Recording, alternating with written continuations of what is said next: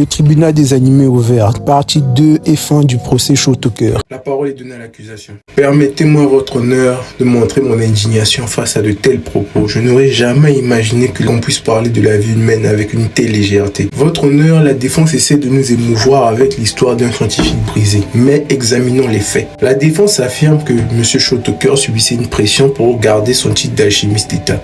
Mais votre honneur, aucune pression sociale ne justifierait le sacrifice d'un enfant. Des centaines d'alchimistes subissent cette même pression, mais un seul a transformé sa fille en expérience. La défense parle de survie, mais survie ne signifie pas détruire sa propre famille. Avant Nina Tucker, il y avait sa femme. Et il y a des archives qui suggèrent déjà que la première chimère parlante était sa propre épouse. Objection, votre honneur, l'accusation s'avance sur des suppositions. Nous demandons donc que le procureur reste sur les faits pour lesquels l'accusé est officiellement jugé. Objection entendue, maître, la cour vous demande de rester sur les faits établis. Si vous souhaitez évoquer la disparition de l'épouse de l'accusé, le tribunal exige des preuves concrètes. Bien entendu, votre honneur, je me ressens sur les faits. L'accusé Shotoker a admis avoir utilisé sa propre fille pour recréer une chimère parlante, afin de conserver son statut d'alchimiste d'État. Et cela n'est pas une hypothèse, c'est un aveu. La séance est suspendue. On vient nous apprendre que M. Shotoker vient d'être assassiné. Si tu as regardé l'animé, dis-moi par qui il a été assassiné.